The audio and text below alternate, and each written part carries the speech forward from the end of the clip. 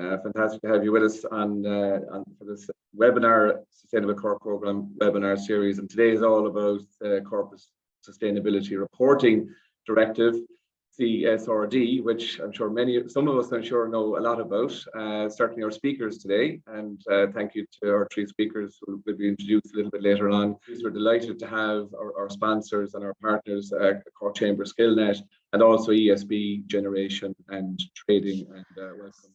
This directive will play a key role in our transition to a sustainable economy and in meeting our climate targets.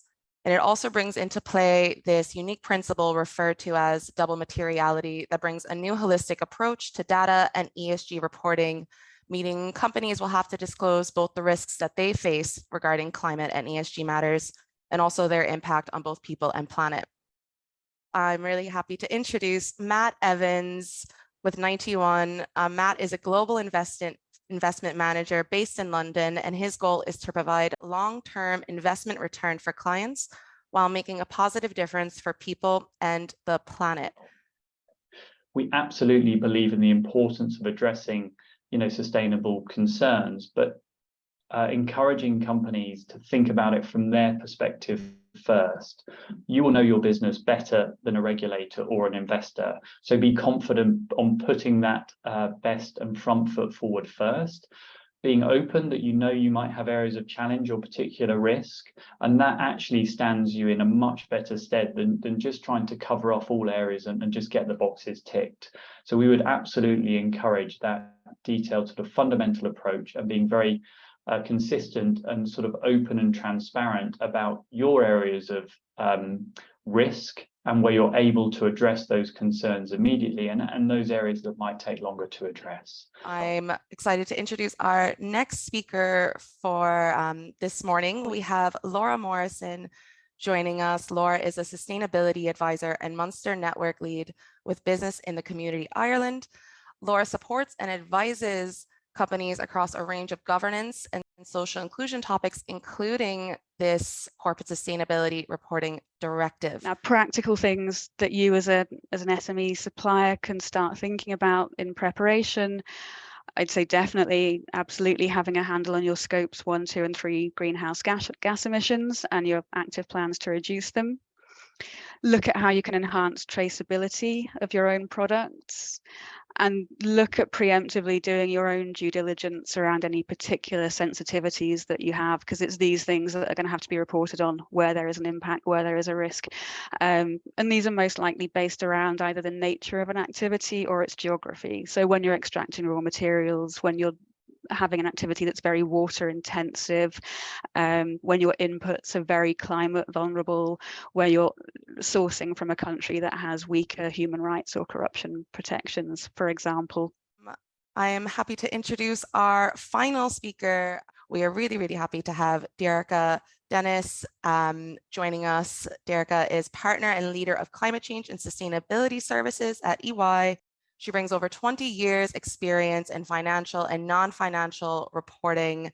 So, at the moment, we already have published the cross-cutting standards, as Laura correctly mentioned, but, not all of those will have a high impact on all of you. And I think the E side of the house, if you look at the top of the sector, on the environmental side, there's some that people will have already addressed, particularly in the climate change space. But I am personally really, really pleased to see it's wider than just climate. It's, there's a bigger issue here. So we have water, we have pollution, biodiversity, we have communities, and as Laura has alluded to there, the supply chain, the value chain, really important. So I think there's an awful lot of challenges in maybe putting it into place, but when you actually have it in place, it would tell your story in a way that's really important for your organization.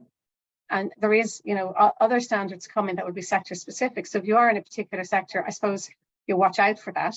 There's also an acknowledgement that it's going to be small and medium-sized entities, proportionate standards. So if you are a small organization, or if you're working with a smaller organization, there is a phasing in of the standards. So, the initial disclosures will be required for those who are applying the NF4D currently, and then large companies will come in 2025, and then later on you have other organizations. So there is an acknowledgement that this is something that will evolve and change, but for people who come kind of from the smaller business community, there will be a smaller set of standards that will encapsulate much of what's in today's standards. Let's get started on some Q&A. So one of our first questions we have here is regarding the materiality assessments.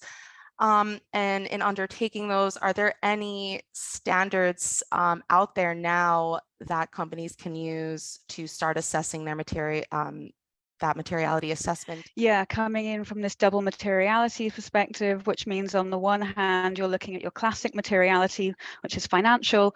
On the other hand, you're looking at impact materiality, which is about the externalities of what you're doing as they play out in the outside world. So GRI for that would give some guidance. It would give some guidance around topics. It would give some guidance around potential thresholds, for example, in terms of how you want to structure your materiality assessment. The accounting standards would be the ones to go to for financial materiality still.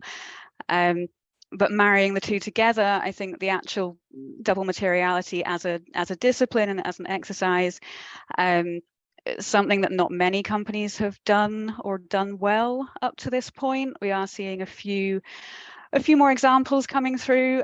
It's something that is going to mature, and the guidance will mature and practice will mature, and there'll be a lot of kind of cross-learning and cross-referencing, as there will with so much in this area. Another question, I think maybe one for you, Derarca, on data. You mentioned a lot about data, and I think there's like a big change coming with this directive is that the digitalization of these processes of sustainability data. How can companies go forward with this process of digitalizing their sustainability data? Yeah, so I suppose that's a great question. I suppose what people are doing in practice in the first instance is trying to figure out what data they actually hold and what data they don't have. So that data gap analysis, not just the reporting, but the data gaps themselves. Mm-hmm. And then what we are seeing in practice is that quite often if you have multiple divisional or multi-entity kind of organizations, that you may have people keeping data in slightly different structures. So the first thing is kind of a cleansing of the data, and then trying to work through the consistency and the formatting, etc. And in the simple, for small organizations, what they're doing is they're creating a bridge. They're using, kind of a database structuring by the various standards. And this is done already for the GRI reporting. So it's the same kind of concept of using a database. If you're not using a formal program, and structuring the data platform in such a way that you can pull it through and that you can cut it by the different lenses that you may need, then once you've done that, you're going to automate it. Like, automation is the only way to go, because otherwise you're going to be all grey. And putting in for a hairdo every time you think about it. So I would say to you, just think about the data, cleanse it, and then think about the best way for your organization, because it depends on budgets, it depends on long-term plans. I have one client that's an ERP program that they're going to change in 2 years' time, so they're going to actually do something relative, kind of between manual and automated for 2 years, and then they're going to incorporate that in their big change program. But they will have really good data when they get there. Taking in that sort of capital point of view there, what will be the consequences for organizations who don't report on their sustainability impact properly? The risk is that your cost of capital can go up. It will be seen as a material risk, and therefore your cost of funding could well go up on the back of that.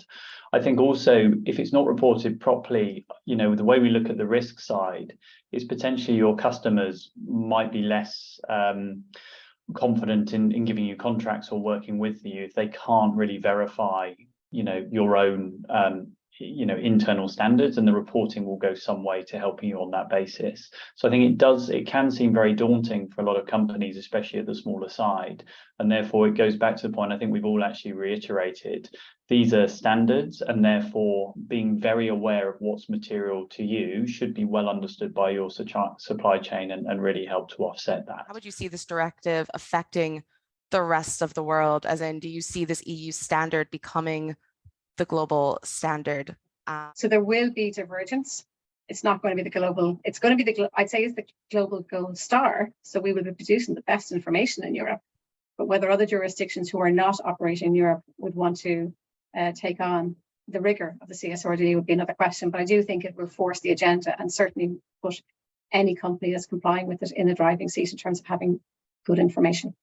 Mm-hmm. Thank you to our audience for joining us today. I hope that you found this session valuable and that you're walking away with some food for thought on how to begin your preparations for this massive transformation.